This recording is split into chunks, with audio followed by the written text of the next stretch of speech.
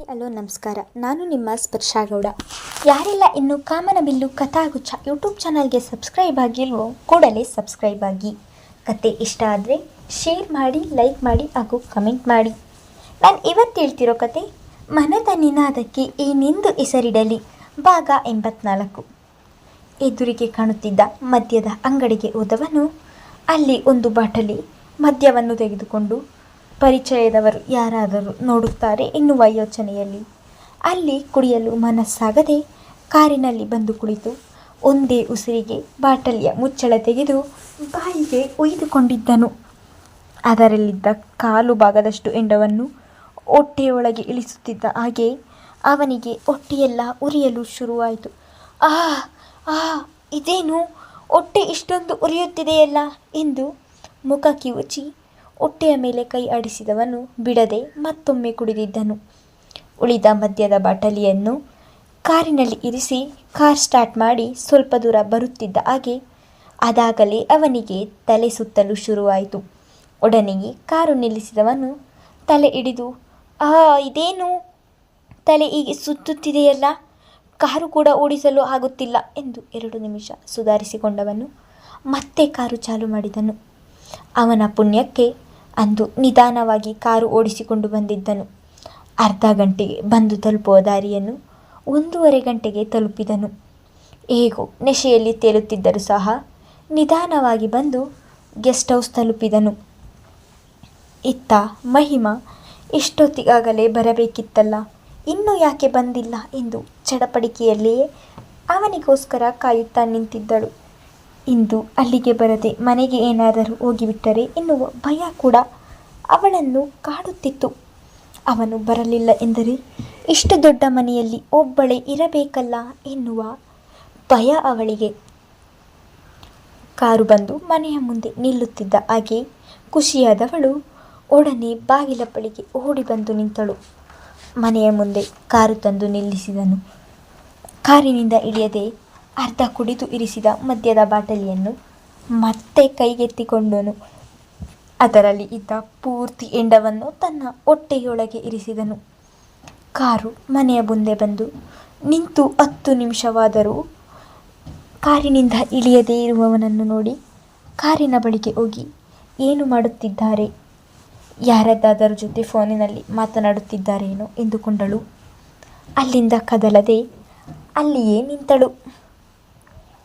ಬಾಟಲಿಯಲ್ಲಿದ್ದ ಪೂರ್ತಿ ಎಂಡ ಎಲ್ಲವನ್ನು ಹೊಟ್ಟೆಗೆ ಇಳಿಸಿ ಬಾಟಲ್ ನೆಲಕ್ಕೆ ಬಿಸಾಡಿ ಕಾರಿನಿಂದ ಇಳಿದವನು ಕಾರಿನ ಬಾಗಿಲನ್ನು ಜೋರಾಗಿ ಹಾಕಿದ್ದನು.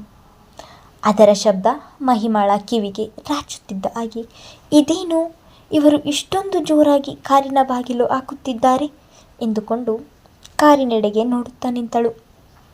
ಕಾರಿನಿಂದ ಸ್ವಲ್ಪ ಮುಂದೆ ಬಂದವನು ಒಂದು ಕಾಲು ಪಶ್ಚಿಮಕ್ಕೆ ಹಾಕಿದರೆ ಇನ್ನೊಂದು ಕಾಲು ಪೂರ್ವಕ್ಕೆ ಹಾಕುತ್ತಿದ್ದನು.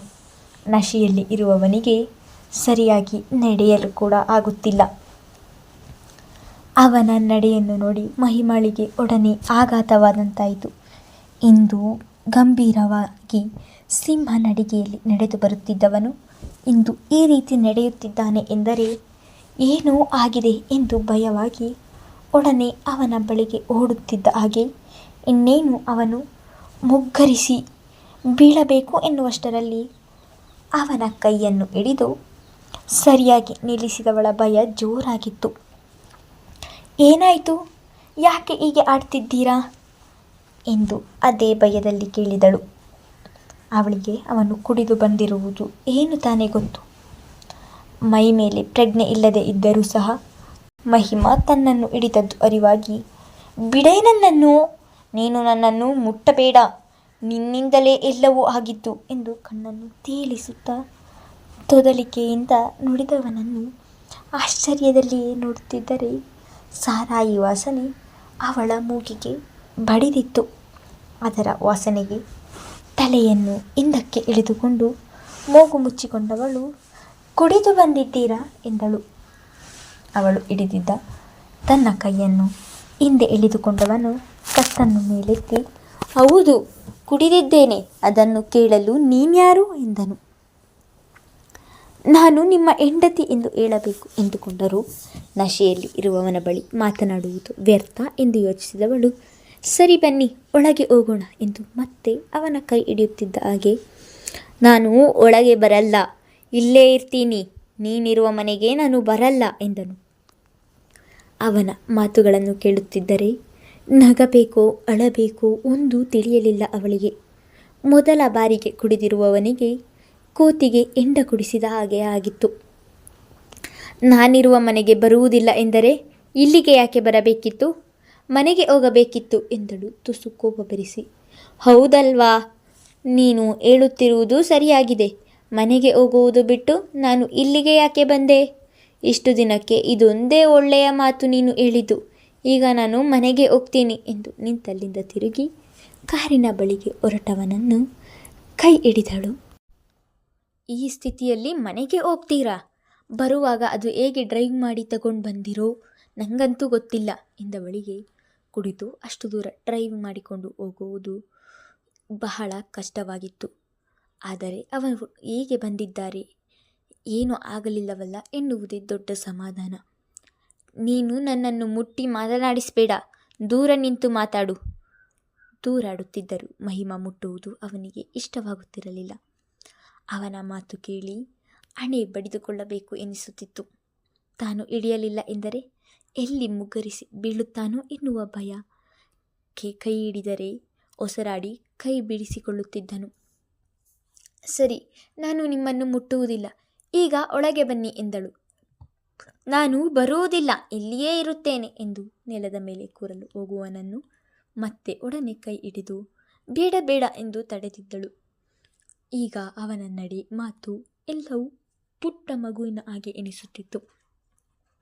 ಕತ್ತಲಾಗ್ತಿದೆ, ಮೊದಲು ಒಳಗೆ ಬನ್ನಿ, ಆಮೇಲೆ ಮಾತನಾಡೋಣ ಎಂದು ಹೇಳುತ್ತಲೇ ಅವನ ಕೈಯನ್ನು ತನ್ನ ಹೆಗಲ ಮೇಲೆ ಹಾಕಿಕೊಂಡು ಅವನ ನಡುವನ್ನು ಹಿಡಿದು ಹೇಗೋ ಸಾವರಿಸಿಕೊಂಡು ಒಳಗೆ ಕರೆದುಕೊಂಡು ಬಂದಿದ್ದಳು.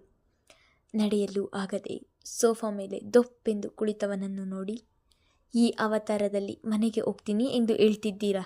ಮಾವ ನಿಮ್ಮನ್ನು ಈ ರೀತಿ ನೋಡಿದರೆ ಏನು ಗತಿ ಹೇಳಿ? ಯಾವತ್ತೂ ಕುಡಿಯದೇ ಇದ್ದವರು ಇವತ್ತು ಯಾಕೆ ಇಷ್ಟೊಂದು ಕುಡಿದು ಬಂದಿದ್ದೀರಾ ಎನ್ನುತ್ತಿದ್ದ ಹಾಗೆ. ಎಲ್ಲ ನಿನ್ನಿಂದ ಆಗಿದ್ದು, ನಾನು ಕುಡಿಯಲು ನೀನೇ ಕಾರಣ, ನಿನ್ನ ಸುಮ್ಮನೆ ಬಿಡೋದಿಲ್ಲ ನಾನು, ನಿನ್ನಪ್ಪ ನನ್ನೇ ಅಂತಾನೆ ಎನ್ನುತ್ತಿದ್ದ ಹಾಗೆ. ಆಶ್ಚರ್ಯವಾದವಳು ಅವನ ಬಳಿಗೆ ಬಂದು, ಅಪ್ಪ ಸಿಕ್ಕಿದ್ರಾ? ಎಲ್ಲಿ? ಏನು ಹೇಳಿದರು ಎಂದಳು ಆತಂಕದಲ್ಲಿ. ರಸ್ತೆಯಲ್ಲಿ. ನಾನು ನಿನ್ನನ್ನು ಅವರಿಂದ ದೂರ ಮಾಡಿದ್ದೀನಂತೆ. ನನಗೆ ಮಂಕುಬೂದಿ ಎರಚಿ ನೀನೇ ಬೇಕು ಅಂತ ನಿನ್ನನ್ನು ಮದುವೆಯಾಗಿದ್ದೀನಂತೆ. ನೀನ್ಯಾಕೆ ನನ್ನ ಜೀವನಕ್ಕೆ ಬಂದೆ? ನನ್ನನ್ನು ಬಿಟ್ಟು ಹೋಗು ಎಂದು ತದಲುತ್ತಲೇ ತಡೆದು ಮಾತನಾಡುತ್ತಿದ್ದವನ ಧ್ವನಿ ಕೊನೆಗೂ ಆರ್ದ್ರವಾಗಿತ್ತು. ಮೊದಲ ಬಾರಿಗೆ ಭಾವುಕವಾಗಿದ್ದನು. ಅವನ ಕಣ್ಣು ತುಂಬಿದವು. ಹಿಂದೆಂದೂ ಮಹರ್ಷಿಯನ್ನು ಈ ರೀತಿ ನೋಡಿರಲಿಲ್ಲ. ಅವನನ್ನು ನೋಡಿ ಸಂಕಟವಾಯಿತು ಇವಳಿಗೆ. ಅಪ್ಪ ಹೀಗೆಲ್ಲ ಮಾತಾಡಿದ್ರಾ? ಇನ್ನು ಏನೇನು ಮಾತನಾಡಿದರೂ ಕಾಣೆ, ಅದಕ್ಕೆ ಇವರು ಈ ರೀತಿ ಮಾಡಿಕೊಂಡು ಬಂದಿದ್ದಾರೆ ಎಂದು ಯೋಚಿಸಿದವಳು ಅವನ ಕಾಲಿನಲ್ಲಿ ಶೂ ಇರುವುದನ್ನು ನೋಡಿ ಅದನ್ನು ತೆಗೆಯಲು ಕಾಲು ಮುಟ್ಟುತ್ತಿದ್ದ ಹಾಗೆ ಒಡನೆ ಕಾಲನ್ನು ಹಿಂದಕ್ಕೆ ಎಳೆದುಕೊಂಡವನು, ನನ್ನನ್ನು ಮುಟ್ಟಬೇಡ ಎಂದು ಹೇಳಿದೆ ಅಲ್ವಾ, ದೂರ ಇರು ಎಂದನು. ಶೂ ಬಿಚ್ಚುತ್ತೇನೆ ಎನ್ನುತ್ತಿದ್ದ ಹಾಗೆ, ಏನೂ ಬೇಡ, ನಾನು ಹಾಗೇ ಮಲಗ್ತೀನಿ ಎಂದು ಸೋಫಾ ಮೇಲೆ ಉರುಳಿದನು. ಅವನು ಮಲಗುತ್ತಿದ್ದ ಹಾಗೆ ನಿಧಾನವಾಗಿ ಅವನ ಕಾಲಿನ ಶೂ ತೆಗೆದವಳು, ಇಲ್ಲಿ ಥಂಡಿ ಗಾಳಿ ಬರುತ್ತಿದೆ, ರೂಮಿಗೆ ಮಲಗಿಸಿದರೆ ಇವರು ಕೂಡ ಆರಾಮವಾಗಿ ಮಲಗಬಹುದು ಎಂದು ಯೋಚಿಸಿ ಮಲಗಿದವನನ್ನು ಕಷ್ಟದಿಂದ ಇಳಿಸಿ ಮತ್ತೆ ಅವನ ಕೈಯನ್ನು ತನ್ನ ಭುಜದ ಮೇಲೆ ಹಾಕಿಕೊಂಡು ಅವನ ನಡುವು ಹಿಡಿದು ಕೋಣೆಗೆ ಕರೆದುಕೊಂಡು ಹೋಗಿದ್ದಳು.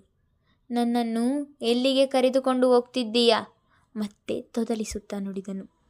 ಕಾಡಿಗೆ ಕರೆದುಕೊಂಡು ಹೋಗಿ ಬಿಟ್ಟು ಬರ್ತೀನಿ. ಕುಡಿದ ಆಮೇಲಿನಲ್ಲಿದ್ದರೂ ಮಾತು ಮಾತ್ರ ಕಡಿಮೆ ಮಾಡಲ್ಲ ನೀವು. ರೂಮಿಗೆ ಕರೆದುಕೊಂಡು ಬಂದೆ ಅಷ್ಟೇ, ಇಲ್ಲಿ ಮಲಗಿ ಎಂದು ಹೇಳುತ್ತಲೇ ಹಾಸಿಗೆಯ ಬಳಿಗೆ ಬಂದಿದ್ದಳು. ಮೊದಲ ಬಾರಿ ಅವನ ಜೊತೆ ಗದರಿದಂತೆ ಮಾತನಾಡುತ್ತಿದ್ದಳು. ಮಹಿಮಾ ತನ್ನ ಭುಜದ ಮೇಲಿದ್ದ ಅವನ ಕೈ ಸರಿಸಿ ಮಲಗಿ ಎನ್ನುತ್ತಿದ್ದ ಹಾಗೆ ಒಂದು ಹೆಜ್ಜೆ ಮುಂದೆ ಇಟ್ಟು ಮಲಗಲು ಕೂಡ ಆಗದೆ ಮಹಿಮಾಳ ನಡುವನ್ನು ಹಿಡಿದು ಮಲಗಿದನು.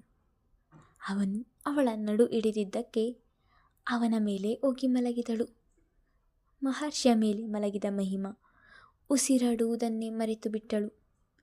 2 ನಿಮಿಷ ಸಾವರಿಸಿಕೊಂಡವಳು ಮೇಲೆ ಏಳೋಣ ಎಂದು ನೋಡಿದರೆ ಅವಳ ನಡುವಿನ ಸುತ್ತ 2 ಕೈಗಳನ್ನು ಬಿಗಿಯಾಗಿ ಹಿಡಿದಿದ್ದನು.